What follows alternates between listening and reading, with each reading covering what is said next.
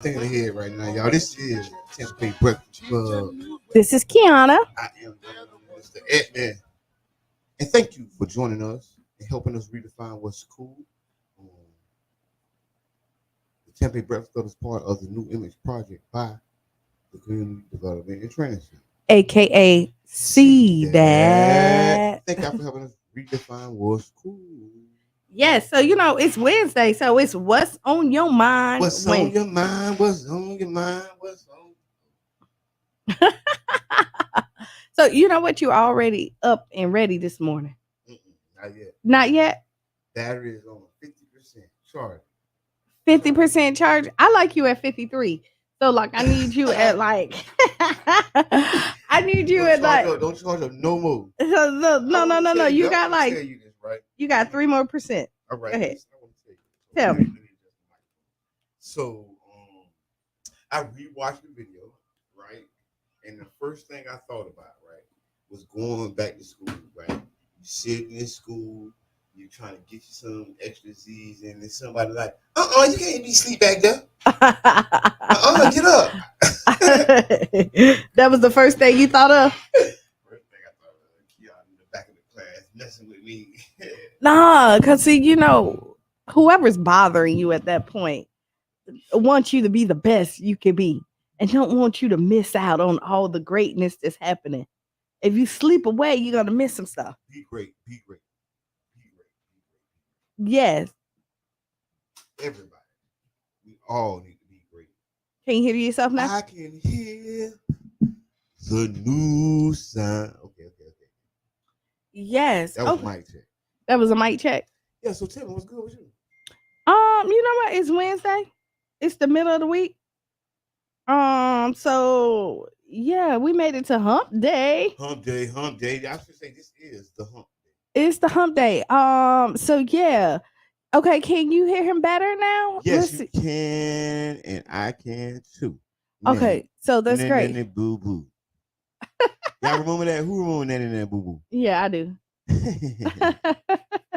But no, and then I'm excited about the weekend. Yes. The weekend, the song or the weekend? I'm not like the biggest Weekend fan.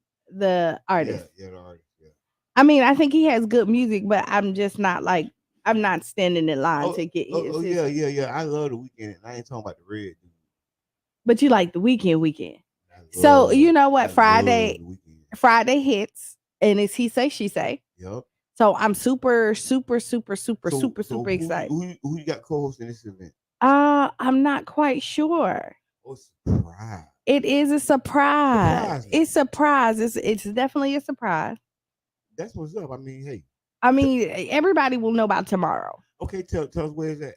It's at Urban Drinkery, right? From 7 to 11. Okay. It's off of, I don't know, the 9th Avenue. Yes, and 22nd. Yes. So yes, it's a whole vibe. So don't miss it. And then Saturday I have 2 weddings. 1, 2. 2 weddings that I'm going to. I'm such an advocate, of Black men, but Black love in general. Yes, you are. You are the Black love advocate. I definitely am. So like I'm excited about to see these unions, and yeah. So, and then Sunday we'll do it again. We talking about credit union. Like what union you talking about? What union you talking about? The marriage union. Oh, okay. I'm excited about the marriage union. You can get money out of that union too. Yeah, well, you should be so let's talk about wedding etiquette. Okay, go. It should be profitable for the groom. It should be for the groom and the bride. Mm-hmm. A lot of times. So where did we go where people didn't like give gifts? I don't know. I don't remember the gift giving etiquette. So enlighten me. So you should, when you're invited to somebody's wedding, you definitely should give them a gift. Definitely.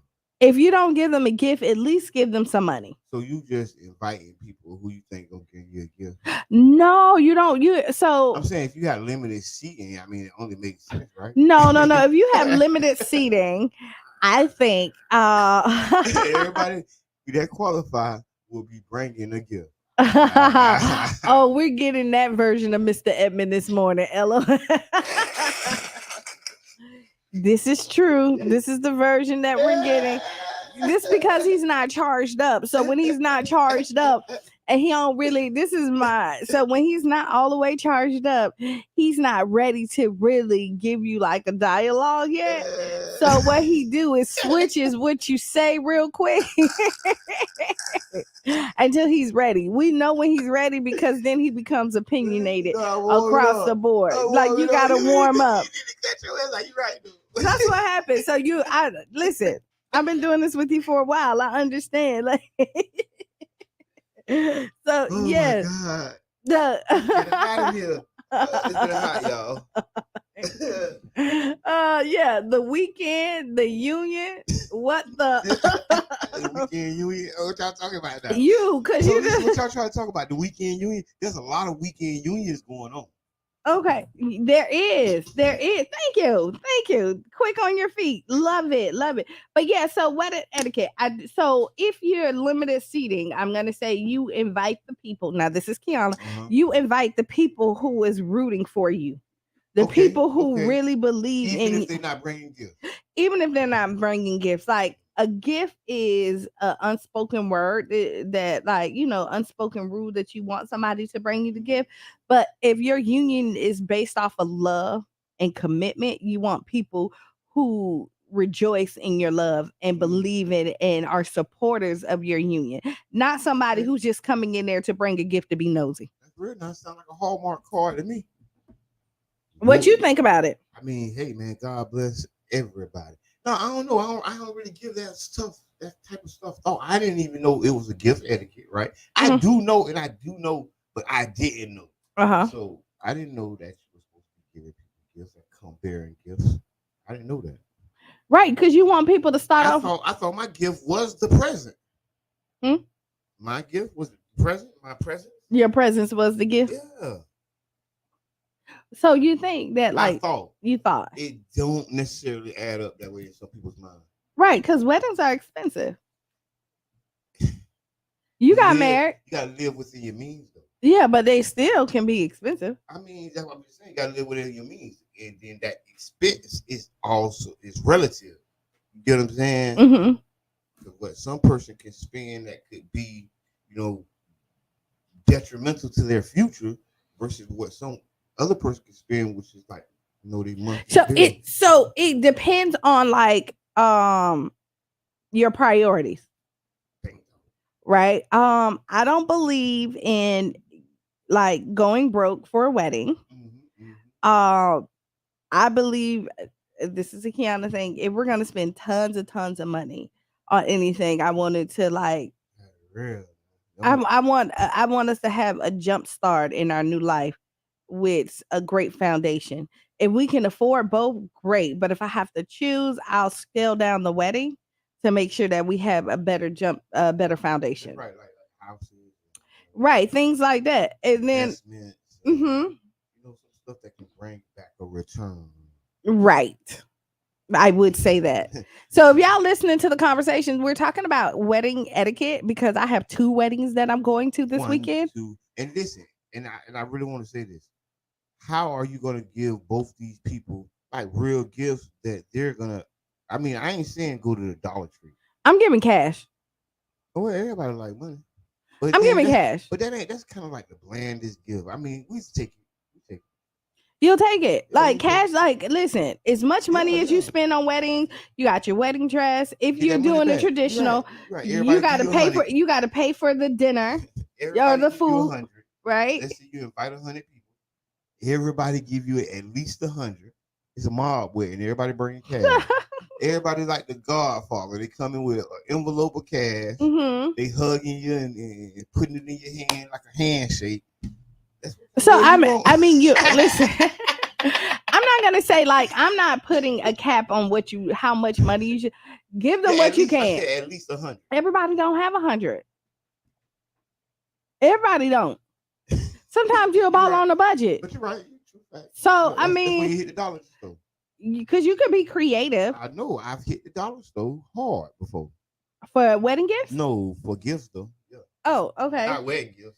But yeah, so I'm excited about these unions this weekend. I am bringing cash, so don't look Ain't blame. right, but but I will tell you the two people That's that's God. getting That's the God, mama. no, but you know what? The two people that are getting married this weekend, they already live together, so their houses are already furnished. Oh, so they got your blessings, Yeah, I don't know if my blessings matter, man. but Yeah. Did Michael Corleone blessings matter? he's waking up. But so I think if somebody invites you to their wedding, I got two weddings Saturday. I got a wedding next Saturday.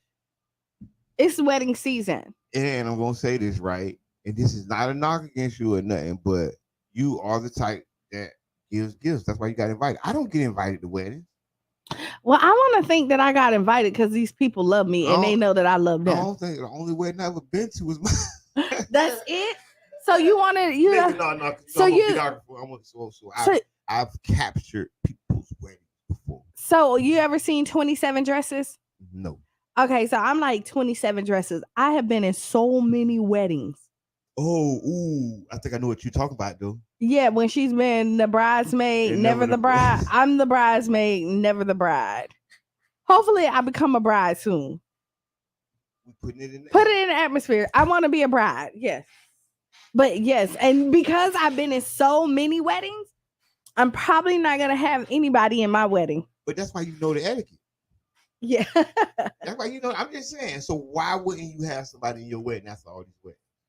Because I've been in so many people weddings, then I will have to put all them people in my wedding. Ooh. Some of them may decline. Like I was in my aunt's wedding, I was in my mom's Oh, wedding. so that's how it go. If you've been, Typically, I'm just saying, is that the etiquette? typically, you know what I mean? Because That's dope. so the people that's in your wedding considered as like your closest It's supposed to friend, be like the family too. or your closest people, the people you rock with Yeah. the hardest.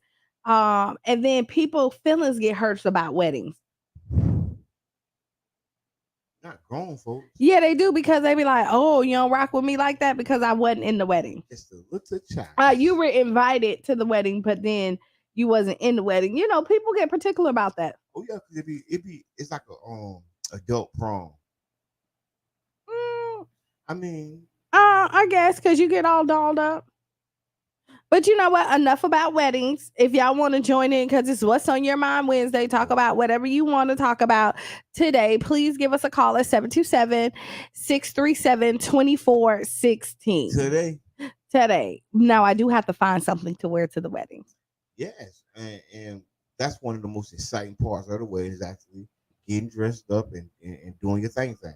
Yeah. Okay, so It is. Okay, so moving right along. This is the 1st of March. So February's over with, right? But we're celebrating Black History Year, not month, right? That's like the one and only Reno Moore Black History Life. Yes. So there we go. But I want to again give all the props to everybody who kicked off February amazing. Oh yeah. Starting with T Brown and his crew. Yes, epicness. And then it continued on throughout the rest of the month. Like it did not disappoint me. Yes, this month has actually been one of the most active Black History months I've been a part of. Right. I think so too. And then this month is Women Empowerment Month. Oh yeah. Right. All the women's events. So yeah. All right. Call in. All right, hold on. Good morning. Okay, so there was a delay. Delay. I see all this stuff now just kind of popped up on here. You be one of those, can you go to the courthouse?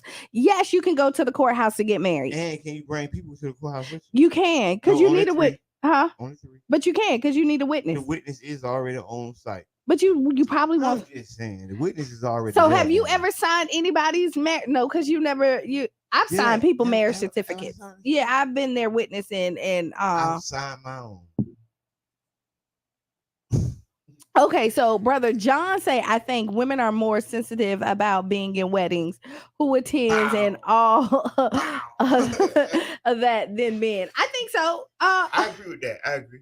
What that women are? Yeah, sometimes. But like I know who's not gonna like. I know I can ask some like my cousin Trina. She don't want to be in nobody's wedding. Well, Like you can ask her, she's gonna politely decline. well, she got her plan together. She on the way she want to go to it. It's her own. Yes. She got her plan No, she down. wants to go to the wedding. She just be you're in a wedding, even in the groomsmen, there's a lot of stuff you got to do. You got to buy the suit. You have to have a certain Oh, suit, you got to buy your own suit. or you got to rent it. You didn't have anybody in your wedding. No. It was just you and Caprice. So y'all didn't have a wedding party. But like your wedding party has to put money in too. And Well, then they might well give me the money. but and then just you sit down and watch. so do you hey, okay, fellas, do y'all believe in bachelor and bachelorette parties? Or should you do co-in? Because some people do it together. I don't know. You don't know? I don't know. mean, What you there's think? so much, you know. What you So think? I mean, why are we talking about weddings? because it came up and they were talking about it. So then I'm back in it.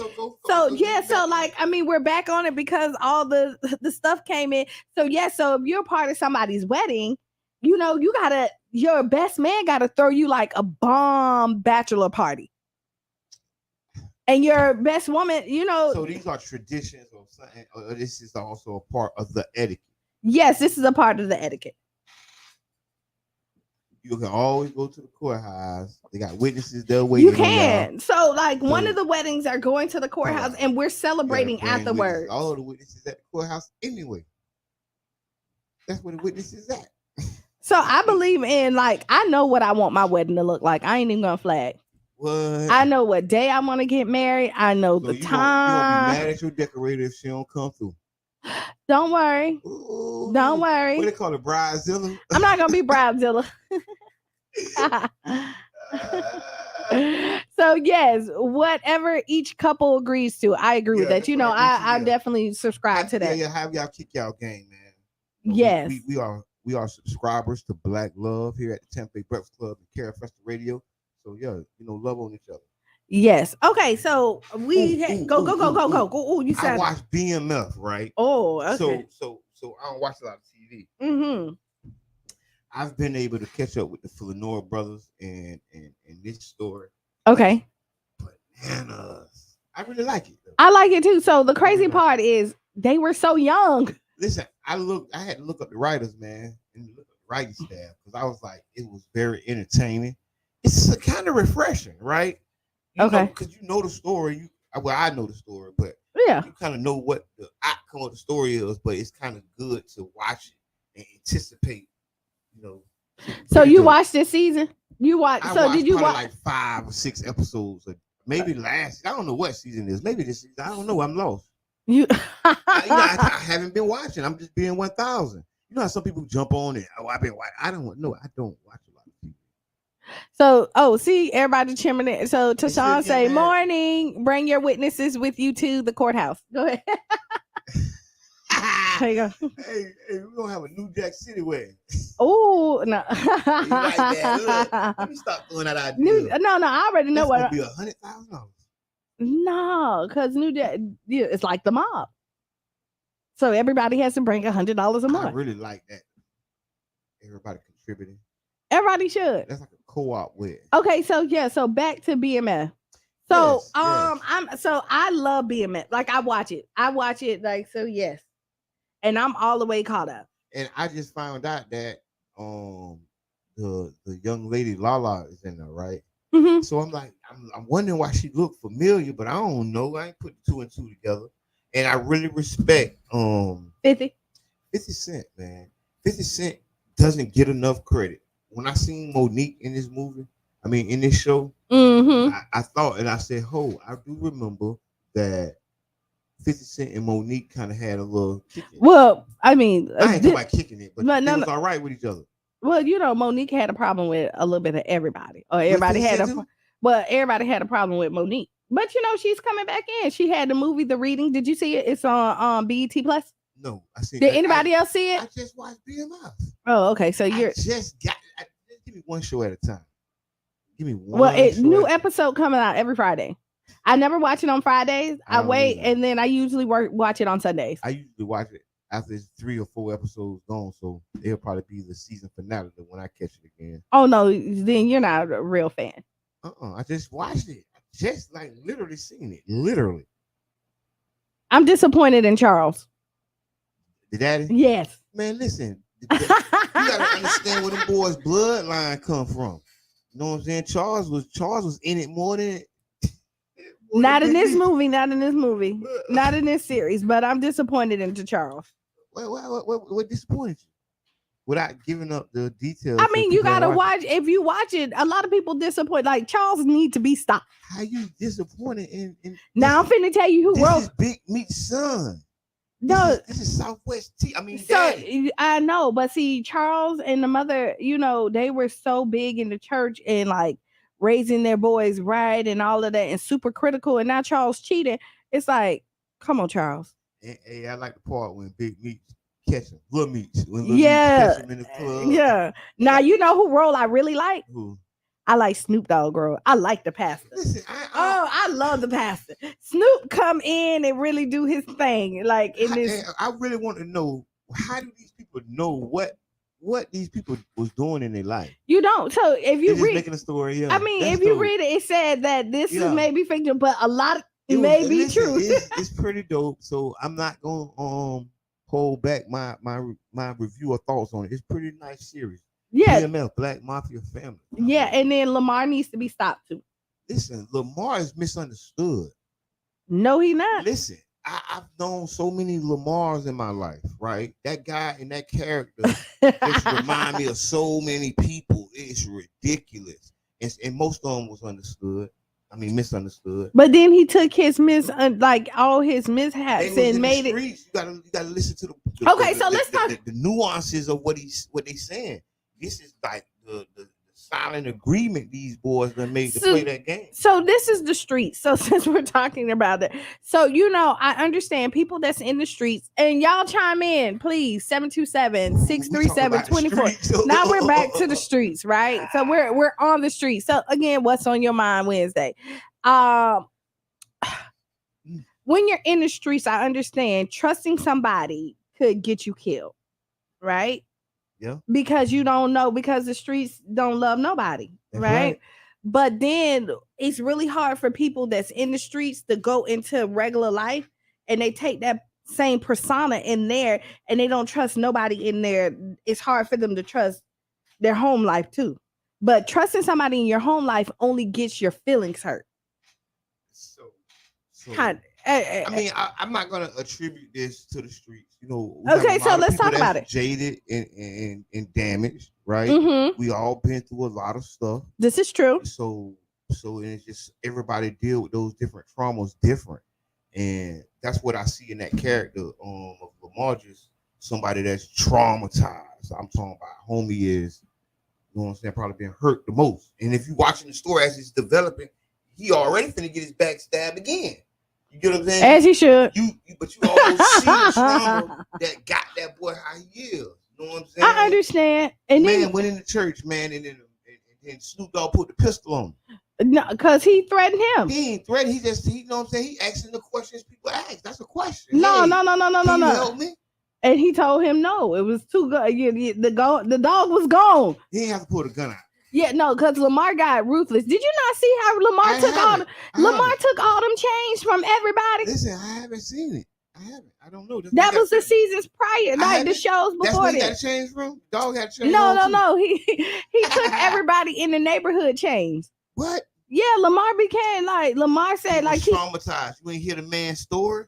The man was traumatized, and I ain't taking up for the guy, but I'm just saying, as I was watching the story unfold, it reminded me of a lot of people that I know. Okay. You know what I'm saying? That's going through a lot, been through a lot. And just don't know how to handle it. Like you say, that trust, the streets got them real bad. The street, PTSD. The streets really, it trick you out of a lot of stuff. Yeah. It rob you a lot. I know people have been rewarded, if I was to say that, like It's not a fair exchange. it's not like you get the money, you know what I mean? But then you lose a lot as well. It's definitely not a fair exchange. I think that's what the story's showing too. It's just it's showing that loss, the family loss. And I want to say what I do like about this story, and maybe I'm diving in a little too deep. You be say loosely based on, Very loose, right? because I thought it was granny porn at one point. I didn't know what I was watching. I'm like, what is this? I didn't tune into this. No, okay, so Charles getting loose every other god doggone scene. this is this new season. That's why I But said you know granny what? porn. You look at like Meech and Terry compared to Lamar, because Lamar's not Meech. So listen. wait, hold on, wait. So Meech and Terry are in the streets too, but they have a little bit more compassion Mm-hmm. and for people than Lamar, but their foundations was different. Mm-hmm. You know, Lamar didn't have a family.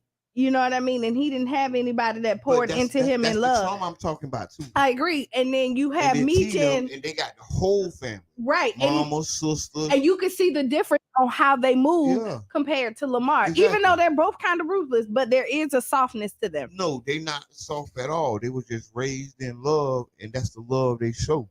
And then Lamar was raised in struggle, and that's the struggle he showed too. You right. Know what I'm saying? So maybe I said softness, but I'm just saying there's a compassion that they have that they don't. Man.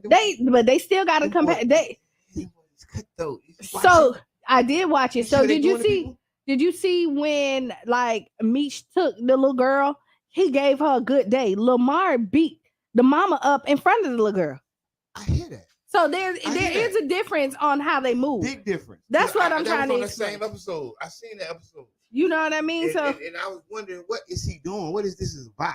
You know what I'm saying? But hey, to each his own. It is. I ain't understand it, but I think it's a great show. I think they're trying to make a point, and they may make it because that story is relatable to a lot of people. Those characters, Big Meech, T. Even the officer is crooked, and then now takes on this persona. Yeah, that was messed up. I seen that, and now he wants it. Yeah, so that was crazy. And then, long story short, y'all need to maybe check out BMF. That's what's on my mind. I just watched it, tuned in for the first time, and I enjoyed it thoroughly. You okay? Yeah, I'm waiting on the next episode. I want to see what happened next. And don't wait until like 3 weeks from now, because don't do it. I might catch it in Tallahassee. Oh, because you're leaving. Okay, let's talk about that. Because you're leaving to go to Tallahassee. We're going to do some lobbying, going up to lobby our state elected officials, because it matters, right? Talking to our elected officials about the issues that's in front of us is so very important. So I'll be going with Florida Rise into Tallahassee. When are you leaving? On the 29th. Next month. Yes, this month. Oh, this month. Okay, at the end of the month. It's a 3-day trip. Yes. And are y'all still looking for people to go with you? Is it closed? I think it's closed, but I can have like a waiting list. So if you do want to take on your first lobbying trip, we're going to do some lobbying, talking to our elected officials about the issues that affect us the most. We're going to do some press conferences. We're going to do some marches and some rallies. So it's going to be an action-packed 3-day. I wish I could have went. Like honestly, I wish you could have went because I was really geared up to go, but then the 3 days kind of. Listen. You maybe can get one day. I wish they had an airport so I can fly in and fly. There is an airport in Tallahassee. I'm scared of them little planes. You've never flown in a small plane? I have. I'm scared of that. Why? It's just a different flight. I'm just getting used to the regular plane. So now when you downsize it and you give me a bump or two, I don't know about that. I don't know. So like the express jets, I used to work for the airport, for the airline. I used to work for Continental Airlines. And the express jets is what? 30 people? It just all depends on the side, like which ones. Because I done took an express, maybe smaller, like 30 or so like that. I have taken an express jet from here to like Miami. A smaller jet, I mean, I don't know. Like, hey, Have you flown in an express jet? or something like that. You a But just boss. think about I'm just gonna tell if you. you're gonna go to like somewhere else, like Bora Bora or something like that. Usually, like you go to a major airport, And then you you go have too to low. you Yeah. have to take a smaller airport to go into. Yeah, So you done been to Bora Bora? no, Oh. no, that sounds nice, but it's on my list. Hey, I like that. I like how you kick your game. Been a lot of places, Uh, but Bora Bora is not so one of so them. so But it's before on. we end, we want to talk about Kodak Black. Okay, Kodak Black was in court, and it's all over the internet. okay. That's why we're talking about it. They say he violated with a urine test, but I find it very, very, very interesting after watching the video. And in the video, you can hear the probation officer come in and say, "Hey, I may have it mixed up. I think I got it mixed up." That's what he told the judge. And so they wanted Kodak to submit to another, drug test, and he refused. So I think he got sentenced to a rehab program. Yeah, it's getting clutch for the homie. Well, I'm going to say this. So, listening to this, and this is my reasoning. I may be wrong. You might. I may be wrong. So, let's say the probation officer submit this urine, right? And then it came out faulty. It's Kodak Black. I'm your probation officer. I might be a fan of you, right? I'm rooting for you to win, but I cannot change the results of. Your piss test. But I can go in there and say, "Hey, I might have messed it up." Now you go get clean and come back with Right, clean. but you know who didn't get clean? Yak. Yeah. So this is why he refused the drug test. No, man. Again, we got to stop you right now because this. I'm just saying that's the only thing that makes sense to me, because if your freedom means that much to you and you be like, "Yo, I didn't know my urine ain't dirty," I'll give you another sample. Clear this up. No. Okay, tell not. me. Okay. Absolutely Talk not. to I'm me. not just finna keep giving you meat. No. You're on probation. That's what you Listen, do. I make take a stand every chance you get. Okay. So you rather go to prison? No, You rather violate, go to jail? No, I'm not gonna talk about this. No, you bring it up, so you finna talk about what it. I wanted to talk about it. Okay, go I ahead. want to talk about the bucking part, because Okay. that's just in us sometimes. Okay. But what I want to talk about is the drug use in our community. Okay. Right? And how it affects our community, and how sometimes when we watch things happen, we gloss over the fact that there's a young man addicted to, like, prescription and different kind of drugs.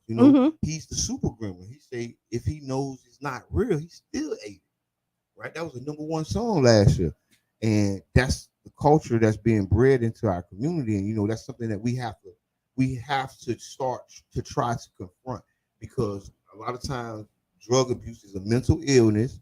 It's one of those traumas that's coming back, or from a childhood or whatever it may be. And people, it's an overdose crisis in the Black community. Like, the overdoses that we're going through is crazy, and I feel because our music is so laced, right? And I'm not innocent in all that stuff, because I enjoy the music. I got some funk in my car right now. But the reality is our community is taking a hit. And the drug impact, right? It's like a druggy impact. Like, it's like as many pills as you can pop. And I'm not knocking people for what they do or judging people for their addictions. But what I'm saying is that somehow we got to start confronting some of these addictions, right? Right. And it's not okay because it's a prescription pill and not hard crack, right? Or it's not hard whatever. So I have a question. Because most people will say weed is a gateway drug to harder drugs. I think I can agree. Addiction, it may not be the weed. It may be just some people have addictive personalities, right? Right. Some people do have addictive personalities. And they adventurous and try things. So when you mix a adventurous personality and a person who loves to try things, who may also have an addictive personality, right? So it's like the perfect storm. And then it's so much in our music. How they casually throw around. They just took a Percocet, or just did a perks and perks. Yeah, I just did 100, and I just did 100, whatever, right? And it's just so light. And the reason that made me bring this up, as I watched Kodak Black in court, I thought about, I thought a little deeper. And as I'm preparing for the story, and I thought a little deeper, I said, wait, hold on. This is a young man, Mm-hmm. you know what I'm saying, just going in and out of prison. His only thing is that he's rich and he's very popular. But the reality is he's going through the same struggles as our young brothers that ain't so rich and popular, right? And he ain't necessarily maybe getting that good look that Kodak got, right? Maybe not getting that pardon from the president, and this young brother locked up, or this young brother who OD'd, right? Right. Because it's a lot of overdoses in our community. You do it, DMX. It is, drugs are, we talked about the BMF, right? Yep. I'm watching The Godfather in Harlem, okay, which is about Bumpy Johnson, which is about, drugs. But see what I'm saying? It's like a druggy culture. It's like it really is. If you look at it, we idolize like El Chapo, the mobs, you look at it like people be like, you know who the mobs are. Okay, it's 8:00. We're gonna take a break and go into democracy now. Oh, we gotta go, and we gotta guess. So when we come back at like the top of the hour, I have a female in here with me that's gonna rock out with me and Jabbar for the rest of the day. So yes, thank you for this top of the hour. We're gonna keep on talking about the drug culture here in our, in America and in the Black community and how it's affecting, because I know that it's affecting everyone. Everybody, good morning. And yes, and we know crack hit in the 80s. And it tore up a lot of families. It made a lot of fatherless households. People lost their mothers to this because this addiction was so strong. And then because you were addicted, and if you have an addicted parent, you think that their addiction is more important than you. And you like, if you love me, why won't you stop? But it's stronger than a false equivalent. Right. It is. It's something that's hard to break. So we're going to talk about that at the top of the hour. Boy, I like how you ended on that. And so, yes, listen to some Democracy Now! If you're on Facebook, I'm going to play some stuff. Brother John because he's good at this. He's not here, but he's working hard for us. So yes, he's going to play some videos for you for Facebook. If you get a chance, tell somebody else to wake up. Tag a friend. Share the page. And we're going to talk about early in the morning. Yes, and we're getting into it. All righty. Agape Soul Shoutique. High-end boutique looks and quality with affordable pricing. Located at 6025 Martin Luther King Street South in St. Pete. Choose from our amazing selection of stylish, fashion-forward heels, wedges, boots, children's shoes, accessories, and much more. You can shop now and pay later, interest-free with Afterpay. Subscribe to our website and get huge savings on our latest products at agapesoulshoutique.com. For more information, call 727-379-1318. Come give your feet the royal treatment and check us out at Agape Soul Shoutique today.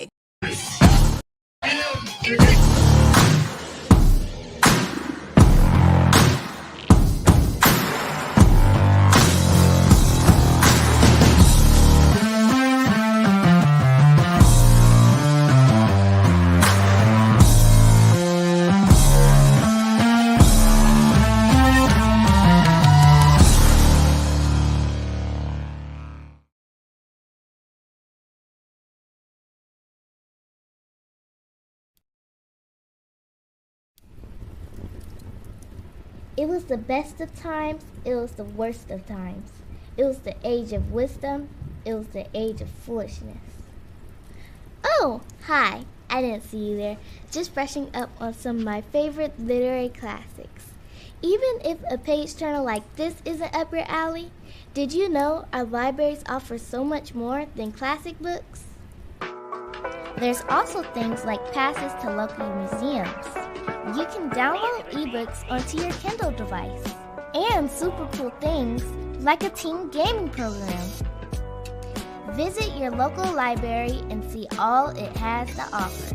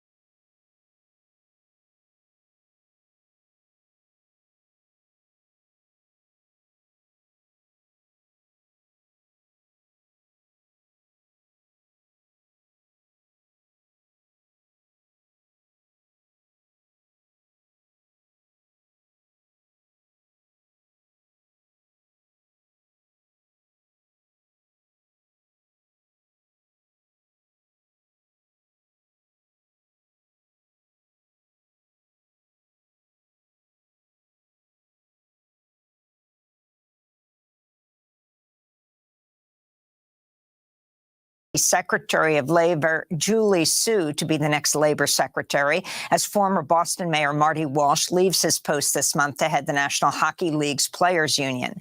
The nomination of Su, a civil rights attorney and former head of California's Labor Department, was welcomed by progressive and pro-labor groups. She would be the first Asian American to serve as secretary in Biden's cabinet. Amy Allison, founder of She the People, said, quote, Julie Su's commitment to ensuring equity and compliance to her work as a labor expert and attorney fighting for the rights of women workers nationally makes her the ideal choice to lead the Labor Department. We'll have more on this story later in the broadcast. Meanwhile, Democrats reintroduce the PRO Act Tuesday for the third time. The legislation would protect the right to organize and penalize companies who engage in union busting. This is Senator Bernie Sanders. Under this bill, it will no longer be cheaper for corporations to break the law than to obey the law. At a time when we are seeing, and here's good news, more and more workers wanting to join unions, it is unacceptable that over half of workers who vote to form a union don't have a union contract a year after their union victory. That will change under the PRO Act. In Mississippi, Republican Governor Tate Reeves has signed into law a bill that bans gender-affirming health care for transgender youth. The legislation criminalizes providing transition-related care to minors, frees health insurance companies from having to cover gender-affirming care for youth, and blocks public funding for clinics and institutions that offer this type of care. Mississippi is at least the fifth state in the United States to ban health care for trans youth. In just the past month, Utah and South Dakota enacted trans health care bans, and the Oklahoma House just passed a similar measure. Two other bans in Alabama and Arkansas are currently being challenged in federal court. In Arkansas, the legislature has also voted. Okay, we are back for the second hour. Hey, welcome back. Welcome back. This is Kiana. I am the one and only Mr. Edmond. And we have a guest. I am Sierra Clark. Yes. Hey, Joyful everything. Joy for everything. I'm Sierra Clark. Yes, and this is the Tampa Bay Breakfast Club. And we are back. So when we left the end of the hour, before we took our break, we were talking about drug addictions and how it's affecting our community. And this started out with us talking about Kodak Black and that he is he's now in rehab. Yes. He was sentenced after, so Kodak Black had a warrant out for his arrest for failing a drug test. It was all the talk of the world. So when he went to court, and it was kind of non-eventful, really, honestly. So it wasn't just that same big energy, right? It wasn't that big energy. So as I was looking at it, I just started thinking deeper on it. Like, hey, man, this is a young man. He's not a kid, but he's a young man who's going in and out of jail, battling drug addiction. Because Kodak is, how old is Kodak? He's in his 20s, right? He younger. Right. It's safe to say. He's of the current generation. He's very popular. And I thought about it because I thought about the plight of other young men who don't have that popularity, right? Who don't have the money or resources. And it's just, something that we're dealing with as a community as far as the overdoses. So we had a crack epidemic. We grew up in it, right? I feel, the crack laws hurt just as much, if not more, than the crack itself, right? The stigma that, people who used it had. But now with these new drugs, you don't necessarily have that same stigma. Because you know what? People are functioning addicts now. So crack, when crack came around, crack, heroin, meth, it actually, you could see the difference appearance in people, right? It became something that controls you. You see the difference from people who snort and people, who do cocaine and people who do crack. But that's a stigma. No, I'm just saying it is a stigma, but it came from somewhere. But there's never all for anything. But no, I ain't saying that. But it's a falsity, right? Because the crackhead, right? The zombie, right? That was like a very small percentage of the users. Actually, because I'm from the streets. Like I dealt with these people. This was like my life into 30, right? Mm-hmm. And honestly, the vast majority of the people using it were functioning, right? Very Right. functional, highly functional. For crack or for listen, coke, pretty like much every one of them. okay. That's how it's a sustainable market, Mm-hmm. right? If everybody was truly zombies, you wouldn't have a sustained market. The Mhm. market could not fluctuate and grow because everybody's high, crashing out and not going to work. Right. That's not the case. These people are going to work and functioning at high levels. But isn't that like everything? Like you harp on the bad stuff. Like there's a lot of great cops, but we only talk about the bad cops. That's You all. know, I mean, when you look at it, I mean, that's just life itself. So That's all. so when you depict what it is, But it hurt. It hurt more for the people. Yeah. Like I know people who end up losing the household, leaving the household because their addiction was so strong. And then I saw people who make excuses and say, "Hey, I'm not addicted. I never spend my bill money on it, but when I have an itch, I go Right. scratch it." You know what I mean? But it still affected their families That's in some type of way or fashion because you cannot, whenever you get this high, that calm down. When you're calming down, it's a different kind of beast. Mm-hmm. I've seen people who are the best people in the world, but if they're on coke, when they come down, they're monsters. Mm. You know, they are monsters. They say stuff, they do things that typically they wouldn't do when it's just like anything else. Yeah, like, you know, so yeah, chime in. Let's talk about this. 727-637-2416. Go ahead. Sierra. This is because I was affected by this. Like personally, my mom was on drugs. She was addicted to crack cocaine. And so this really affected me, not just in my younger years, but also in my adult life and then also in my own personal life, that not even wanting to have children due to the effect of some of the consequences and repercussions due to the decision. And then also feeling like my mom didn't love me because she had this addiction. And so I think you also put that out there before we left for the break, as far as that it could be misconstrued that because they have this habit or this condition that they don't love. And as children, we don't understand that because we want our parent. We don't understand why you're not here yet, but we see you go out and do this. And so for me, they was only explaining what did you call it? They was only identifying my mom to be a crackhead. And yet my heart was like, well, what else is it about this lady? Like, she got to be more than just that. And so I'm glad that I didn't just allow the picture that they painted to be my picture, that I could see through those and see her for her position. And because even as a crack fiend mama, you always is a black queen mama. Right. And so I was always able to like still see that in her. And due to that, I am now reaping the harvest of staying in the game and continuing to love her in spite of that. And now she's been drug and alcohol free for like 14 years. And she's like my best friend. And I see so many things about me in her that I'm glad that I got the opportunity to see. That's great. Like, I love it. I mean, because it is, when you think about it, everybody likes the party. Like, everybody likes the party. And when something new comes out, you don't know the side effects, and people just saying, oh, it feels good. Yeah. And so when you go and do it, and you don't know how addicting it's going to be, you don't know if you're going to hit it this time and be able to walk away from it, or you hit it this time and now you chasing it forever. Right. You know? Because the thing you always chase is the first high. It's the first high that each other high comes after, because they're always trying to chase that first high, that first rush, and it's never gonna be the same. And so they keep trying to chase it, and that's what they're doing now. It just becomes a chase, and it pulls you away from those things that you love. And I think that's when you know it's an addiction, when you can't love those people, places, and things that your heart wants to love. And it's an escape. Like, for reality, like, forget the part. There's so many different reasons why people end up tuning into drugs, right? So some people do it for the party, and then some people want to escape life, and they just need their mind to stop moving and focus on this. They just need a break. So they do it so that it stops them and they just feel good for this second. But soon as that high comes down, then reality comes back in.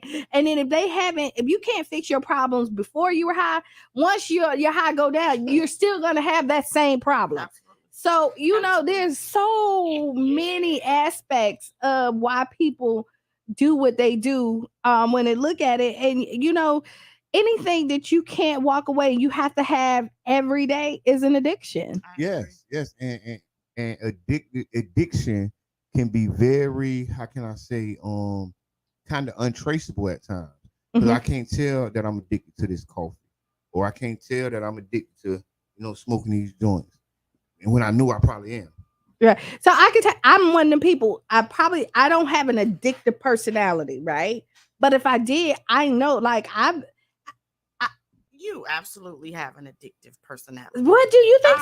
But I mean, that you. But what? Draw But people in, you make me want more she talking of about you. her being Like as far as addicting. addicting. So like my coffee, like y'all see me drink coffee. Usually I drink coffee when I come in here. Like on Tuesdays and Thursdays, I might not even make me a cup of coffee. But it might still be an addiction. Right. I mean, I'm not saying, but I mean, it's That's nothing how that pervasive but it is. it's not nothing that I. But so let's talk about it, because But that's this how is me. pervasive an addiction So can be. let's say this: like I've had a Percocet, right? And I remember the first time, but this is prescribed. The first time I Of had, course, they prescribe it to you. but the first time I had it, I can understand why people love it, because like I was in the bed, I felt like my body was going zzz, like it was shaking, and then when I got up, I was like walking on clouds, and I was like, ooh. But if I had that addictive personality, I would be constantly chasing that high. But okay, and I'm glad you talked about. Let's talk about it. Because a lot of these products have been brought into our community. A lot of people call it chemical warfare. A lot of people call it a lot of other things. And one of the things, like the prescription drugs, especially in our Tampa Bay area, we were once a pill mill. A pill mill is where it's easy to get prescriptions of pills. Right. So people used to fly in, drive in. They used to fly into town, skip, run, hop, and then go back home. Yeah. So the reality is we're dealing with a lot of things that's not in our control. Like that addiction, we feel, oh, I can control it, I got it. Yeah. Sometimes that's what gets us, because these products are chemically altered to be addictive. Right. So you can't control it. That's what you say. They make it. This has been like formulated to get you addicted. And now we got fentanyl. Oh man, that's the worst in America. Right. Now we got fentanyl that's now added to the pills, that's added to your drugs. Right. And you don't know. That's why we're having a lot of overdoses. Yeah, we're doing it's a lot of overdoses. Unknown overdoses. So is it too much of that, or is it just you can't have that? Like how it's too much. So they're not that... chemists. So I mean, the chemists are not on the street, right? When they're doing it. So they don't, it's a 50-50 chance. So they don't know if they're putting, so once you mix it, so it's always a gamble. It's like we're playing dice. I'm rolling a 7 or 11. You never know what you're gonna get. Right. Yeah, and it's deadly. It's deadly, so fentanyl has been traced to so many overdoses. And we have to, like as a community, we got to start talking about it. We got to start addressing it. How do we get people the help they need? Right. How people get plugged in with the resources, support groups, because like we know this is like chemical warfare.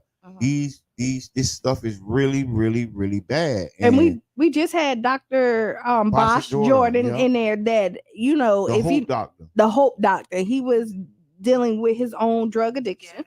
I appreciate that was that blessed my soul. That was food. Talk about breakfast. I ain't need eat nothing for the rest of the day, because literally I chewed on what he spit out, and it really opened up so much for me as far as the addictions that you can't see, kind of thing. Like, oh my goodness. And you look, it's a lot of doctors, a lot of nurses, because these are high stress jobs. Yes. When you look at their high stress jobs, and so they feel like they need something to escape, because they're dealing with so much stuff. Now, this is crazy. Now, look at this, how society is set up. You have to do a drug test to work at like McDonald's. But if you're up, the higher you go up, the no less drug. you don't no drug test. Mhm. And I'm glad you said that because that's what helps the addiction high sometimes. When you are so high up the ladder, you Yeah. can afford it, Right. right? The Right. drug tests aren't coming, and there's nothing telling you no but you. Right. And that's sometimes a dangerous place for some people to be, because when you have an endless supply, when you can get whatever you want whenever you want, Yeah. that's not always a good thing, and people get lost in those addictions. So shout out to Kodak Black. Hope little homie get the help he need, because no one needs to battle that addiction by themselves and be laughed at Mm-hmm. because of the addiction, right? Because he a pill head, he a this, he a that. It's like the crackhead thing happening again Yeah. to another generation. It is. You know what I'm saying? Because If you're not aware, it's gonna keep happening. So we gotta say, hey, hold on, y'all, we done seen this before. Right. Hey, y'all, we done seen this before. Right. Let's see if we can make some But you know, different steps. we slowed up in the education of it. You think like our generation kind of stayed away from it a little bit. There, a little bit, not, but we were more. We had Dare. Yeah. I get what Remember, you're saying. I get what you're saying. we had Dare. They don't have Dare no more in school. Right. Like they thought that, they think that they fixed the problem. They still have Dare, but it's not the same. It may not have the same budget or the same impact, but these programs are still out there. So I want to just they out there. It may not be on the scale, but yes, you can believe But it. why aren't we amping up those things since everything else is amped up? Like, so, Yeah. Q said, talking about like the stress. Most of these things are people want to escape, and so everything else is increasing. Went from 3G to 5G. We got so many other things increasing, which means there is more being put on this human body, this human brain. And yet we amped it up, but we have no healthy outlets truly for people to really relax, relate, and release. So I don't need a drug. So I can be high off my own self. And we're not giving more freedom. We're not giving extra days on the weekend where that you might can get paid and not go to work kind of thing. We're not implementing these things in our HR departments and really caring about the people who come to the jobs to run the job. Like we till the ground, yet the ground don't really give us back in the areas that really help us be our great selves. What they call that? Restorative practices. So that's a great segue, because Sierra, I want to talk about some of your books, some of the things you've written. Okay. Your publishing journey, because you are a best-selling author. Big shots out. You've written numerous books. Yes. So it's a hard thing, right? It's a hard. Listen, so it's Sierra a Clark, hard tell us, who is Sierra Joyful Clark? everything. Who is Sierra Clark? Sierra Clark is the big nose girl who could hula hoop through a Cheerio, who figured out how to love all of her. Because I used to get teased, because we'll tease people about things they can't control. How you teasing me about stuff I can't control? And so really, I just finally learned to love everything about me. And it's truly a beautiful place. And by me doing that, it's just opened up so many doors. But I also discovered that like I was a special individual from birth. I've always been wanting to pick up trash and intentionally go out the way to help people. I would hear a coworker talking about something, and I'm the one to leave the Twizzlers in her locker and watch her go around all day just smiling, but wondering who is it from. And so I never told her it was me. But the joy I love to see, that's what gets me that high or the rush, is to see other people feel good about them. And so I just wanted to always do that in so many different ways. And so I also was dyslexic. So I didn't know that I was dyslexic due to my dysfunctional household growing up. So I went through all my years of school, and it was my early adult life, like 24 or something, when I finally found out that my brain does a thing that I don't even know. But by this time I had figured out how to be a functional dyslexic. Oh yes, I found out how to be a functional dyslexic. So my brain started using it to work for me. So wow. Yeah, and so once you know. Yeah, and then so by the time I knew that it was a thing, I could help me on a higher degree. And so now I just want to help other people realize that about reading, for one, is definitely fundamental. Like the words, because it says we're the word. In the beginning was the word. And so I'm a whole word in this flesh, pretty much. And so words are absolutely important. And so I just figured I've always had a unique way with words due to literally because they dance around on the paper. I don't know if you know about it. So numbers and words, they move around. So I had to overcompensate when it came to reading out loud because I had to tell myself a story to keep the words in space when I needed to read out loud because they were going to move. So it was the weird thing that I had to learn how to be a functional dyslexic when I didn't even know I was dyslexic. So by the time I knew about it and they were calling it a handicap, it had already been a superpower. And so now I just want to teach people how to tap into their natural own superpowers that are really antidotes from healing themselves from the inside out. Because once I had a knowledge of this, it really altered everything else about me. And so now I don't have to overcompensate. I can just be me. And I can now know that I can read to my level of reading, to my speed of reading, and to still feel like I'm accomplishing. And the world has this meter on everything. It's a meter on everything. If you don't do it like the other person, then it's not right. But I'm not the other person. I should only be judged by how I can do And I it. have this thing that I always say, you can only be the best you. That's it. You know, you can't outdo nobody else. You can only outdo what you did yesterday. So your race is for you. If you ran a race and you ran it in 10 seconds, your goal is to keep it at 10 seconds or go under.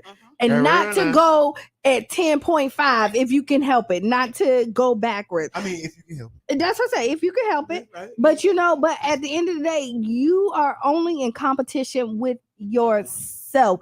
Once you start competing with somebody else, you have already lost. You've already It lost ain't because no then you competition. lost sight of you. And that's just like, when you running and you look back and you lose the momentum. And so the moment you look on someone else's, you've lost sight of who you are and your strengths and your abilities. What you gonna say? I was just saying that about the race. And this is exciting, right?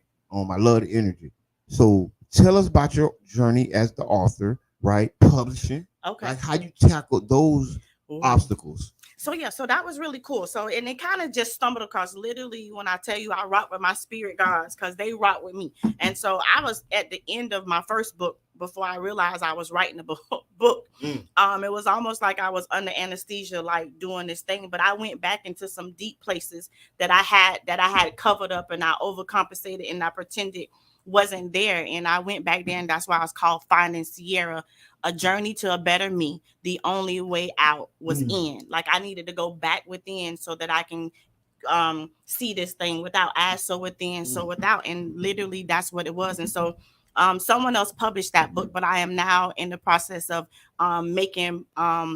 doing my own publishing company to be able to help people live their story. So I no longer want us to story tell anymore, because I think us storytelling leaves us in the cycles of the old. Because when you tell that story, you feel like you got to go back there with all the pain and all the hurt. But if you live from that place, you're now telling that story what the real story was. You paint the narrative of how you want to do it. So just like you said, when they told you that your mom they identified her as a crackhead, right? And not by her name, and not your mom, it was just a crackhead. But then you went in and you did the work, and then you redefined who your mother was, and you didn't let society tell you who he is. And that's how your story goes, because when any grief trauma comes in, a lot of times society makes us think that we have to be in this space. They think you have to act this way. You have to lash out. You have to go and do drugs. You have to be dangerous to society. Like this is what they tell you trauma is. And all this other stuff. But when you start to do the work, you redefine, and your trauma gives you power, to change and change the narrative and what people is. Like, I know when I lost my son, people ask me, how do I move on? And I tell them that once I looked at myself and I was in a dark place, but once I got out there, if not me, then who? Right? And if I had to do this to help other people, then I'm honored. Even though it hurts. Yeah, absolutely. It doesn't take the pain away, but now I can help somebody else who may not been able to help themselves. Because a lot of people think that to honor whatever it is, you have to stay in the grief. Right. Right. You and have it ain't real. And sometimes it's a choice. It really is a choice to stay in that spot. Like feel every emotion, but move from. You have to move. If you stay in there, you stay stagnant. Yes. Some marriages break up when the loss of a child is in it because one doesn't feel like the other one's grieving long enough or want to tell them how to grieve. And so it becomes a whole real thing, like how you expect someone to show their pain. And so real thing, I was talking with my sister and she pretty much said that to me. And I was like, so you mad at me because I learned how to smile through my pain and with my pain. And so how you mad at me because I learned how to smile through it? Like I absolutely got pain. I would cry in a minute. But you see it in every aspect of life. Like if somebody dies, a spouse dies, and then they move on, they be like, oh, they moved on too soon. Right. Or then, oh, they didn't move on fast enough. Like people want to tell, you have these unspoken rules that's not really rules that we follow, right? And we abide by, and then this dictate our lives, right? Be free. Yes, live your story, like live it out loud, unapologetically. Live your pain, but live it for the time you want to live it and move on. So I did a whole cool live art workshop, which was really teaching people to go back into those inner places and redecorate. You get to redecorate that space. It's your house. Now tell that big bad wolf who's the boss kind of thing. Yeah. Change the narrative. And so I call it, instead of therapy, it's inner peace, because you go back into your childlike faith. We get hurt one time and we only see fear. We don't see opportunity anymore. Children beeline for the world because all they see is they see nothing else. Once we get hurt as adults, we get all clammed up. We don't want to love no more. We don't want to do nothing no more. And so what I realized, one of the things that we talked about there, shout out to Museum of Motherhood, because that's where I did it at. But so they in a circle, as we were like debriefing and talking, a lot of them said that they had healed from this space, but they had not moved on from this place. Wow. So a lot of us has healed. A lot of us know, oh, I ain't going back there. I will never do that again. But you stop living. You stop growing. And so you really doing. So have you really healed from this? You have not. No. That's a human trait, though. No, that is. It's a protective. But this is your defense mechanism to the world. It's just like, hey, if you touch something hot on the stove, you're not gonna touch it no more because you know that sting and that burn. And then what happens is, once life gives you these stings and burns and you feel it, you'll be like, oh, I don't want to feel it. But I will tell you, there's no greater feeling than living life. It is. You know what I mean? And feeling, you're supposed to have the hurt, the pain, the love, the joy, all of it. It paints a beautiful picture. It makes life amazing. It does. It adds the color. How you live adds the color to your picture. It's gonna be what's gonna be told about you. Something's gonna be told about you, whether you add to it or not. So I will not be written out of my story. You not just gonna tell anything about me to nobody, because they're gonna be able to know that you lying about that one right there. Me out of my story. No, and then Brother John. If they will, if you absolutely let them. Okay, so let's read some. Brother John says, sounds like keeping the cost on a broken bone after keeping the cast on the broken bone after the bone has healed. Yeah, move on. We got Ariel Robinson saying, word, you can only be your own rhythm. Yes.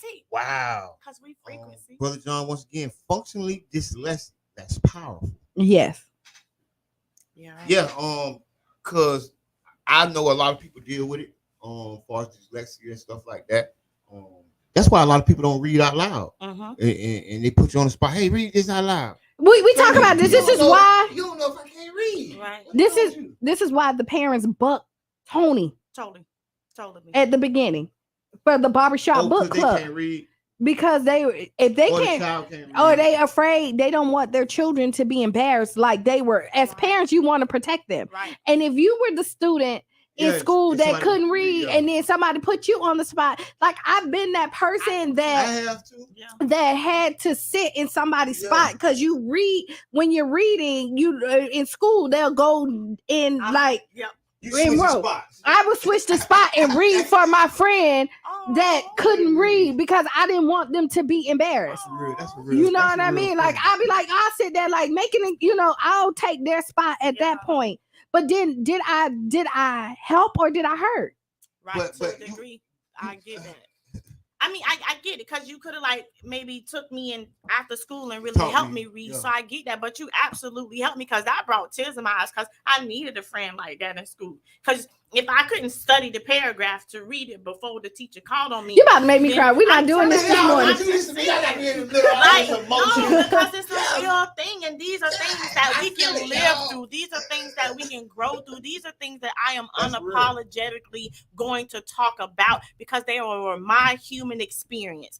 And what I do from my human experience, I can now make it a lesson to help somebody else, or I can allow it to hinder me. And how dare I allow something about this human experience to hinder me when I'm only here as a spirit in the flesh to experience. We're only here to experience all elements of this humanness.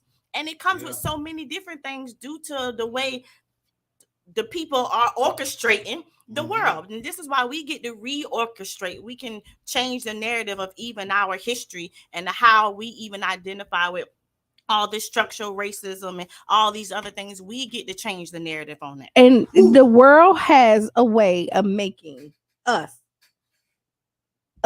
right here feel that everything we do is not worthy to be praised. Right? It's not, you're not good enough. Our hair is not good enough. Our men got to be taken out of the household. You know what I mean? Our children, just because you don't read like everybody else, then you're slow. And we know that, like when Cheyenne was in school, right? When I knew that she wasn't a traditional learner. Right. And so when she went to Lakeview Fundamental, I told them, hey, if you talk to her, she's not gonna hear. It's like blah, blah, blah, blah, blah, blah. But if you paint a picture, and you do it, this is how she's gonna retain everything you did. Because I knew that this is how I needed to teach her. I taught everything to Cheyenne in song. You know, so she started singing that too. And I knew so I started singing to her things. And this is how she learned in our household. Her rhythm. Right. She learned her rhythm. And so once I knew what was best for her, I started to make sure I feed her that so that she can excel and be the best her. Absolutely. Right. And so when she was in school, the teacher then was like, oh, she's struggling. Da, da, da, da, da. And then, so because I'm that parent, I volunteered every week, and I started to sit in her classroom and to make sure that my child got what she needed. Now, mind you, the teacher was upset. Oh, I got it. No, ma'am. Because when I explained to you what she needed, you decided that you wasn't going to give it to her.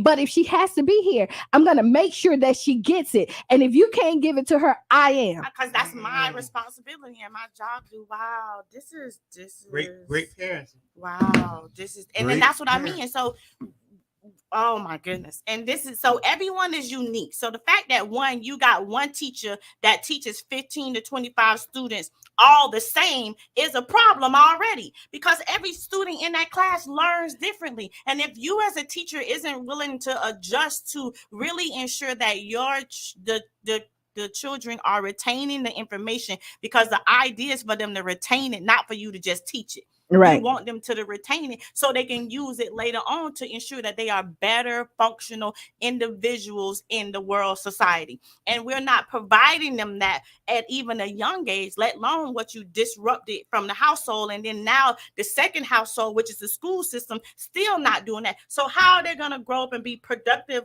adults in society? And that's what we want. So on another note, because we're gonna elbow this in a second, is shout out to the Pinellas County School Board, because now school system, let's say that they have the grandmothers in the classroom, right? Yes. And so now That's feel like all right. You know, like they come in the classroom to help the teachers and assist them and make sure that like the kids get that extra that they need. Now, you know, everything is not perfect, but you know, I think people hear what we're saying. And you know, I like that program. That's all I was gonna say. So this is what I love, because I think we are our own answers to our problems. And so like here, this grandmother is pretty much would give anything to just love on something. Mhm. And this mother over here is overbearing and burdened by her love for all her children, and yet she can't love. But yet you got a grandma who just want to help.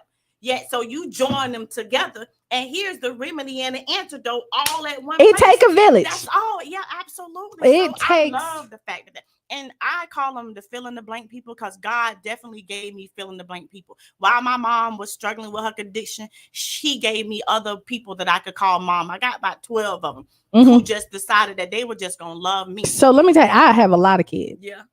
I'm one of yours. Like, I so adore you. Like, you don't even know. I Thank just adore you. I have a lot of kids call me mom. Well, they're young adults now, but and I say the greatest gift for me is that not only does Cheyenne, but my other adult children call me and still ask me for advice. Yeah. And I think that's the greatest gift I could ask for, is that they still value what I say. And I love it. That's beautiful, because sometimes they won't ask you, they'll ask someone else. I was kind of helping my cousin because my mom's sister was her mother. And so I wanted to help her, not necessarily because I had to pay for, I was working from 15. I paid for grad night. I paid for seeing pictures. I paid for prom. I had to do that for myself. So I wanted to help my little cousin not necessarily have to do it the way I did. So I kind of brought her into, my possession. But then they get older sometimes and kind of go away and was like, I don't need you. So the fact that they still call you for advice. And she one time told me, after we had a whole extensive conversation, her friend said, and I'm like, wait a minute. So this is the same person in the school with you, the same age as you? Yeah. And so I said, so you believe them? And she said, yeah. There's nothing else. That's what happened. So listen, great conversation. We have an ex Kiana. Yes, that was my next question. The ex Kiana. Okay, so you can't see it because do you have your phone on you? I'll let you read it because technically it's up there now. Here, there we go. You can read the ex Kiana because Jabbar stepped out for a second. Okay. Go ahead. Ex Kiana, I broke up with my significant other less than a week ago, and they are already in another relationship. What does this likely mean? Okay. We kind of just touched on it. So this is a measure. It is a measure. Sometimes connections are unexpected. So they could have been talking to somebody prior. Usually relationships are over before you officially break up. Agreed. Mentally, everybody has tapped out. You may be there physically and just going with the motions, but emotionally and mentally you're no longer invested into that relationship. And so once the breakup happens, sometimes people move on really fast and sometimes people don't. Right. I know in the scheme of things, you want to say, hey, they had to be talking to that person. And you know what could have happened is that person could have been a really good friend to them and never crossed their mind. But then once the breakup happened, they realized what true love looked like, or what they want their love life to look like. Right. And this person has given it to them. And because you have been in trauma for so long, you see something beautiful and you just hop on it. Yes. And you was like, I'm not gonna let the rest of the world define when I need to be loved properly. Yes. And if I need to hold off, you're not living for anybody else but yourself. And so it could be a possibility that they was cheating. Great possibility that they was cheating on you. And then soon as it was over, they just say, hey, we're making this official.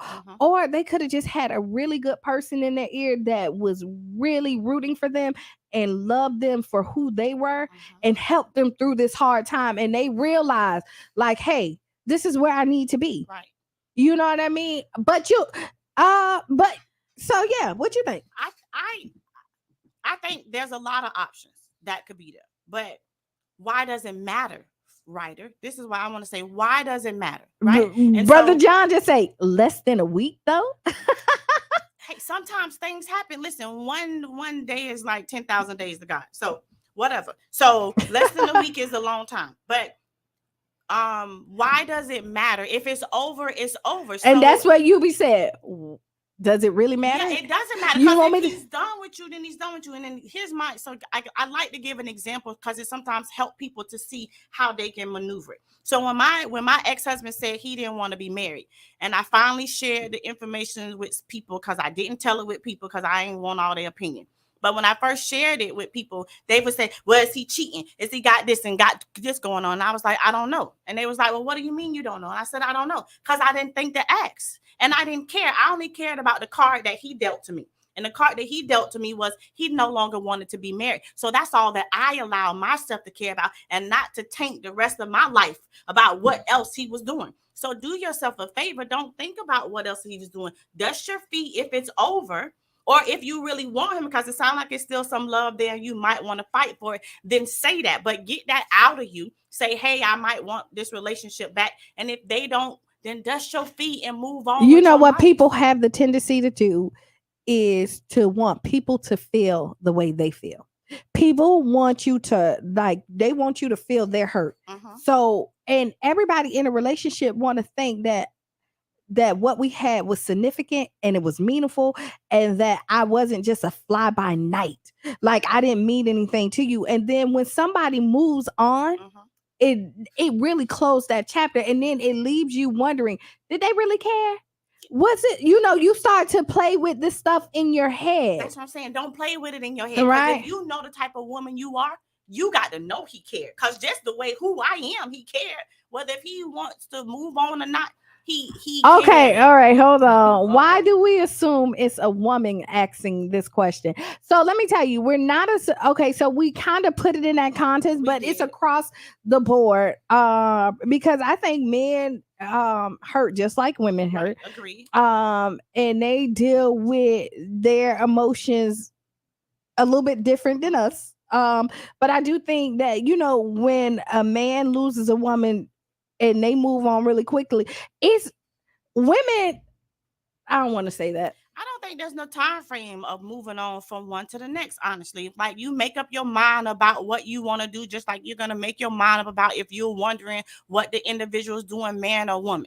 Like, so you make the choice to choose to move forward or stay there. I'm just saying, man, woman, whomever you are, if it's over, allow yourself the freedom to keep living.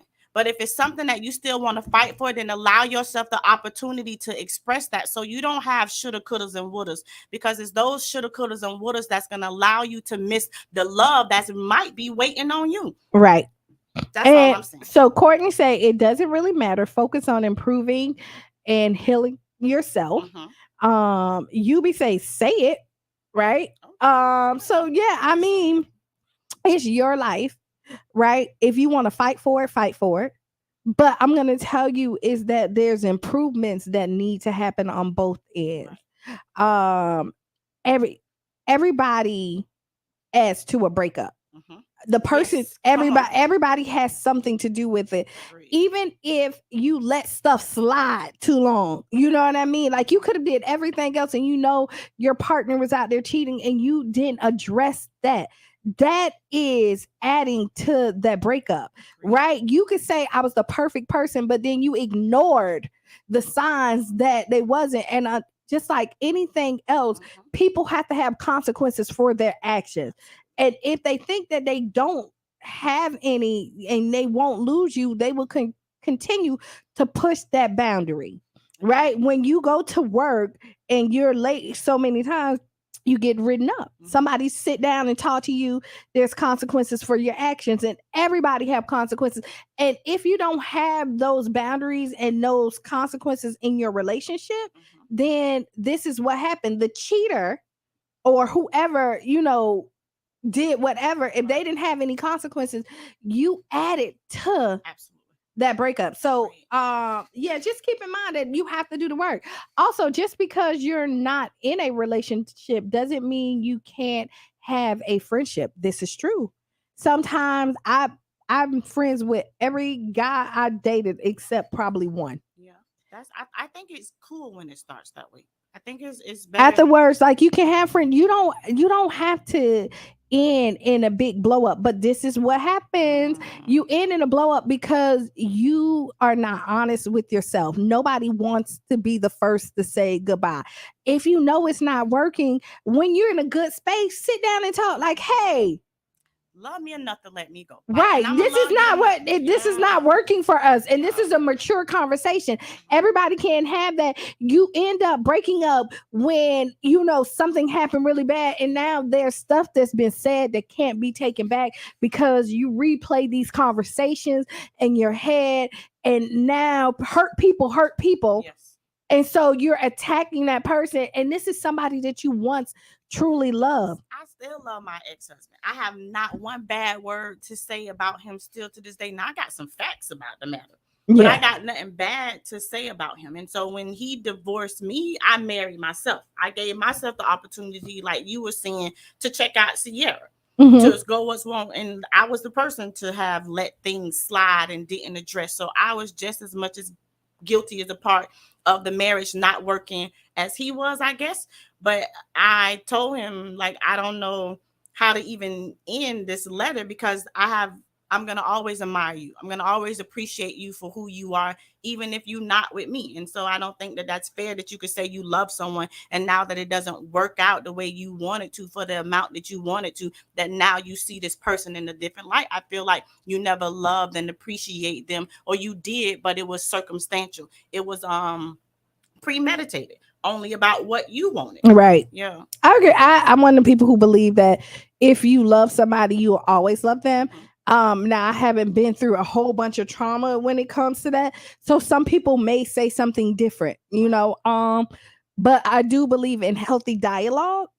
Yes. And so maybe this is why I'm where I'm at. With it, because I understand and I allow people to be them and know that good people do make mistakes. Good people make bad decisions. Good people sometimes do bad things. That doesn't take away from their good, because everybody has a good and a bad to them. And so when you think about that, a lot of times stuff people do is not personal. It's the battles that they're dealing with themselves. And if we stop attaching everybody's stuff to me, making it personal, then you live a better feel free life, I would say. I agree. And then you gotta, so they can't love you no more than they love themselves. So if you see them doing toxic stuff to them, you must know that at some point it's gonna come your way. Right. Because no one can give you no more than what they're giving themselves. And oftentimes when we get in relationships, we got an expectation that this person gonna love me more than they love them. But that is impossible. You ain't going to the bank and get out no money if ain't no money in there. So people can't love, they not gonna love the way you love. And so this is why you gotta be all right with loving the way you love. You gotta be all right with being who you are. So if it's ever over at any time or it changed dynamics, then that you were who you were and you could walk away, and not even as toxic as it was, I was who I intentionally wanted to be. And that's what I'm okay with. And I can walk away without any shoulda, coulda, wouldas, and any qualms about who you were, because I was who I were. And that's it. So, okay, question. How can we get your book? Oh, so you can pull up on me. Like, yeah, I keep them in the car. Pull up on them. Or I'm at the Saturday morning shop. Shout out to Renee Edwards. Or they also is on Amazon. So 3 ways. Yeah, 3 pull ways. up on her, Saturday morning shop, Amazon. Yes. All right. Yes. So I mean, SierraClark.life, because that's my whole world right there. You can go there too and also get them. So you heard it here. This is how you can get the book. Love on yourself. Love on yourself. You got love on yourself. Be the author of your own story. You know, stop letting other people tell you who you are and what you should be. It's kind of recap of what we talked about today. Make sure you live life. You know, feel all the joys and pain that's come with it. It may hurt, but I promise you, it makes a great story. Yes, it makes you live life. And if you sit in the box and never experience anything, you have nothing to give somebody else.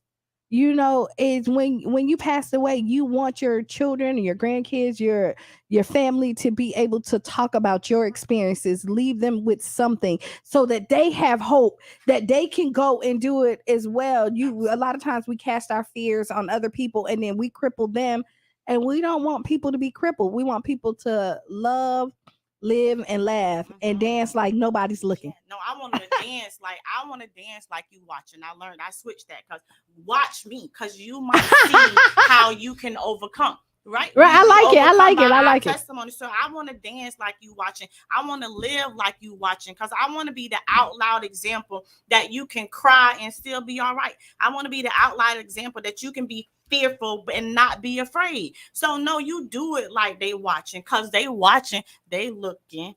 Keep joking. Yeah. Oh no, they always looking. They're always looking. And I have this thing is that give them something to talk about. They're gonna talk about you regardless. So talk about. So let me talk about this. Donate. Still donate.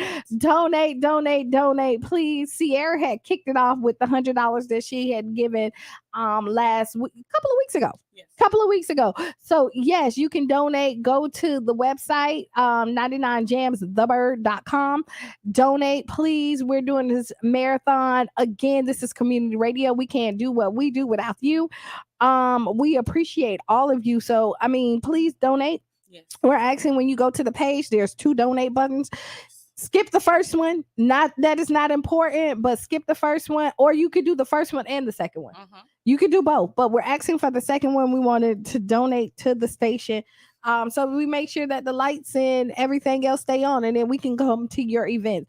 If you had any final words, what would it be, Sierra? If I have any final words, what would it be? Live your story, fund your dreams, and leave a legacy. Short and simple. I love it.